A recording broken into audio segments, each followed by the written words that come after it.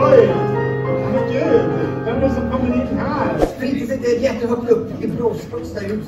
3-åringar. Och jag, upp för brandtrappan.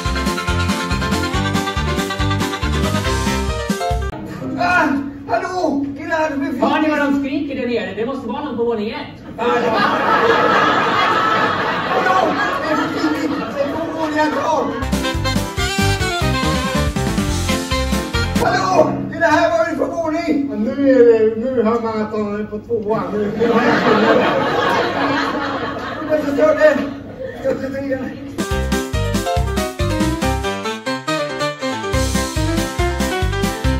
Oj! Men gud! Vem är det som kommer in här?